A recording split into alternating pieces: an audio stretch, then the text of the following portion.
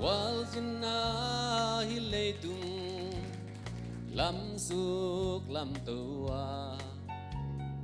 Wa ulten ulzelin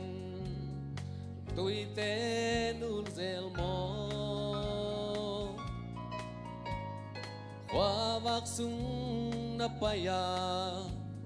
Wa mial nanok zong Amanong ompi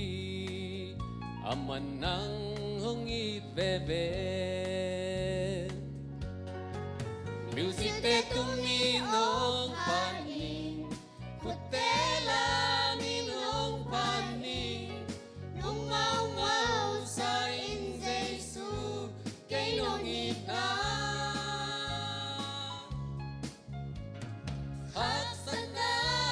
tam sen sen Tupa dong lian sem sen Nung simtong pet pang Kung sap na nung zahi Wa malon nop ngay lo Mi pak te na lo Suang to den ding nu mei Amona na mai sa Mei gong nu sumpiang na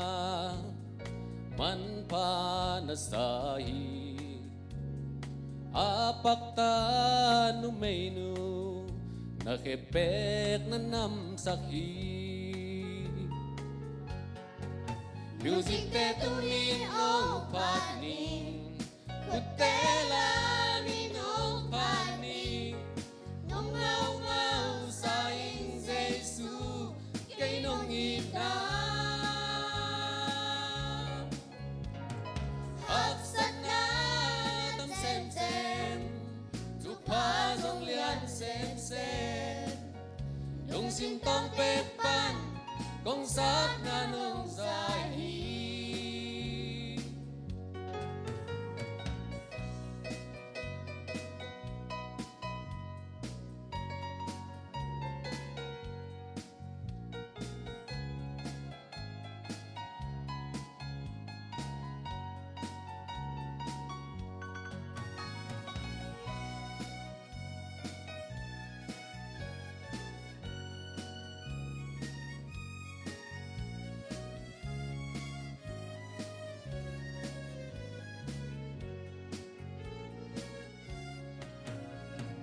Chik tui bang kang ngay lo Gay nong inahi Tun tui bang aluang den Nong happy nahi Alian pen gupyan na Gay nong asaki Asang pen pasyanin Anyang pen tenong iti Music te tuminhong panin